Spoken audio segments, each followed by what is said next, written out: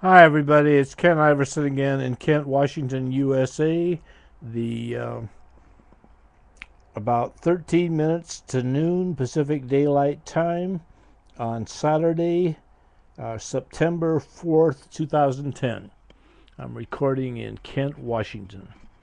Uh, I just finished up in the last segment, the last 15-minute segment, talking about the Taliban and the murder of the medical workers in northern Afghanistan in the early part of August.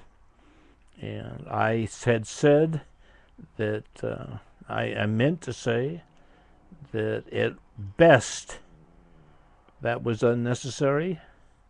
At worst, it was a wanton and cruel disregard for human life, or innocent human life, at worst. So let me follow up on that. I understand that in Islam it's a capital crime to try to convert someone away from Islam to another religion, to any religion. I understand that, and I accept that. These medical workers were not trying to do that, according to all reports from their families and from the aid organizations that they were working with. Where the Taliban came up with that idea, I do not know. Maybe the Taliban can explain that to me. You have access to YouTube. Record on YouTube and send it to www.youtube.com/PDAYkivers.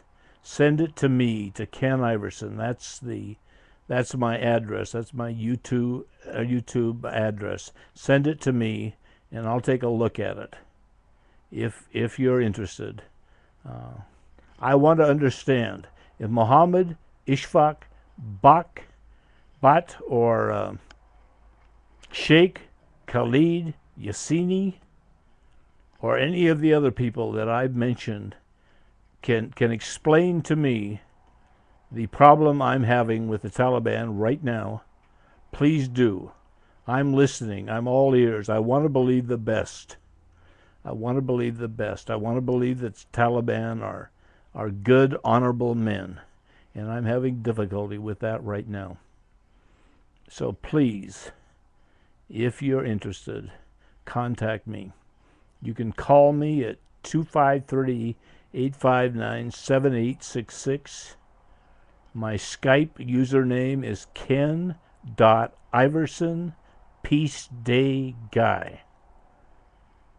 My email address is kivers@msn.com or pdaykivers@hotmail.com. You can reach me in any of those ways. My address, if you want to mail something to me, my address is 24009 104th Avenue Southeast, apartment 215 in Kent, Washington. My zip code is 98030-4979. And that's in the USA. You mail me a letter, and that'll get to me. It'll have to be in English because I don't speak Arabic. But it'll have to be in English. If you send it to me, if you want to send it to me in Arabic, I'll get it translated. I promise you that. Or any other language, I'll get it translated. There are translators here in Kent. We have a sizable population on Kent's East Hill, where I live, that are from other countries, including Punjab, and I don't know about Afghanistan, but Punjab, a lot of Punjab here, a lot of Sikhs here, a lot of Hindus. So I can get it translated if you want to. You send that to me at my address, the one I just gave you, and I'll get it translated, and I'll try to make sense out of it, because it's not making any sense to me right now. Let me just wrap up this on the medical workers. Wrap me up with one thing that even remotely resembles anything like proselytizing, trying to convert people away from Islam to another religion. And I hesitate to mention this because if the family of this man, Glenn Lapp, 40, of Lancaster, Pennsylvania, if they're listening, I don't want them to take this the wrong way. I don't believe that Glenn was proselytizing, but this is something that he said in a recent report to the Mennonite group that he was with. He says, "Where I was, the main thing that expats can do is to be a presence in the country." It says, treating people with respect and with love and trying to be a little bit of Christ in this part of the world. That's what Glenn Lapp wrote to this Mennonite group. Now, the Mennonite Central Committee, a relief group headed in Akron, Pennsylvania. Remember I said Lapp went to Afghanistan in 2008? Okay. Now, we could take that statement, treating people with respect and with love and trying to be a little bit of Christ in this part of the world. Christ is a central figure in the Christian religion. Christians believe that Christ was the Son of God. In Islam, the Prophet Muhammad, peace be unto him, is a central figure. They do not believe, Muslims do not believe, that the Prophet Muhammad, peace be unto him, was a son of God. Christianity is the only religion in the world that believes that their central figure was the Son of God. Jesus was the Son of God. That's where I parted ways with Christianity when I was 18 years old, when I could think for myself. I do not believe personally that Jesus was the Son of God. I think he was probably a wise man. He had many good things to say. I live by some of the things he had to say. I believe in the golden rule. Do unto others as you would have them do unto you. I believe that. I try to live my life according to that. But I do not believe he was the Son of God. Therefore, I'm not a Christian and haven't been since I was 18 years old. Now, to get back to Glenn Lapp here, 40, of Lancaster, Pennsylvania, treating people with respect and with love and trying to be a little bit of Christ in this part of the world. You could interpret that, I suppose, if you were really going far, far out, that he was trying to bring Christ in that part of the world, and that would be the Christian religion. You'd have to really stretch to come up with that interpretation. So, Mr. Lapp, if your family is listening, you're dead now, but if your family is listening, I hope you don't find this offensive. But that's the only thing out of all of the stuff that I've read about proselytizing and the Taliban and trying to convert people from Islam to another religion. That's the only thing that even comes close, even remotely connected to proselytizing.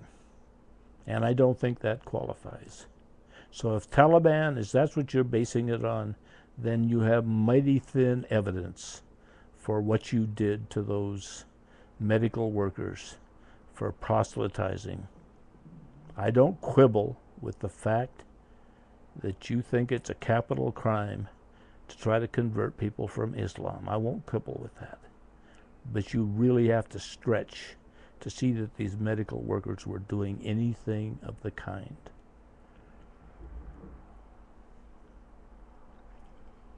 That being said, I think we've devoted enough time to the medical workers and the Taliban. Let's move on to something else. Let me continue with my letter to Obama. So we'll get to that right now. Let's see if I can find it here. It's under a stack of papers. You should see all the papers I have here. All the papers I have here stacked up around my computer. I can hardly get to the bottom of it. I said I was going to get that picture of Bibi on the cover of Time magazine. Well, I found that, and out of respect to her, I'm not going to show it. I showed it once before, and I regret having showed it. Out of respect to you, Bibi, I'm not going to show it. So I've got it here, but you're not going to see it out there.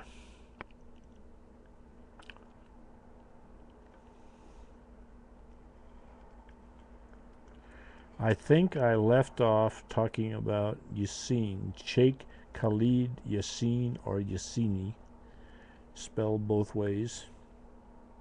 I did as, this is what in the letter to Obama, this is what I wrote. How are we doing on time? Boy, we're running, I keep going on and on and on, and we're running short on time. We'll keep going as long as this takes. If it takes all weekend, through Labor Day, we're going to get this done. I did as Mohammed Ishfaq Bot requested. Prior to July 18, 2010, I did not know a single Muslim. Now I have nearly 2,000 emails in my inbox, nearly all from Muslims around the world. I have befriended and have been befriended by maybe 200 or 300 Muslims and more every day. They trust me because I speak their truth. They speak the truth, their truth, about things that are important to them. They know I'm a big Obama fan, and yet they listen to me. They listen to me when I talk about the drones over Afghanistan and tell them I'm ashamed to be an American. When I hear of more collateral damage, when I say collateral damage my ass, they listen to me. They listen to me when I plead with President Obama to stop the drones, please, please. And I'm not playing to the crowd. We are killing women and children, grandmothers and grandfathers. Collateral damage my ass. And Fata and Juba, brave peoples. Listen to me when I say I love them. They listen to me when I say I love them as I love all God's children. Juba are Muslim men who are murdering American GIs on the streets of Baghdad with high-powered rifles from hotel balconies. They thank me when I tell them I do not want them putting a gun in their mouth and pulling the trigger 5 years from now because of what they are doing in the streets of Baghdad in 2010. I do not want them to suffer from PTSD the way so many American GIs do and who have committed suicide in Iraq and Afghanistan. I am not blowing smoke, and they know that I'm their friend, that I care, and that I am listening. And then this is almost too personal, but I'm going to say it anyway.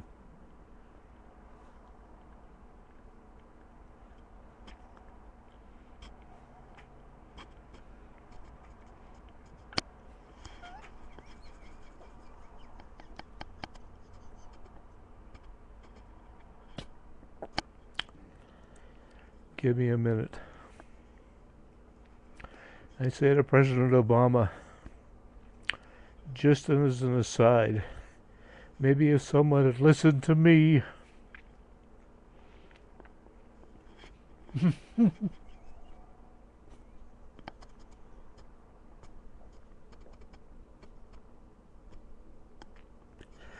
can't do it. I'll come back to it later. So whoever is reading this goes on, the letter goes on to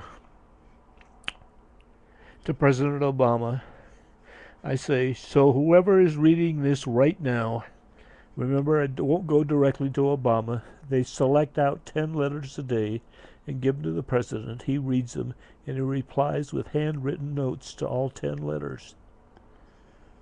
So whoever is reading this right now, have the decency to pass this along to President Obama so he can respond in a handwritten note as he does to each of the 10 letters he gets nightly. If you cannot see yourself clear to do that, then I have nothing to say except you are doing a disservice to the president by saying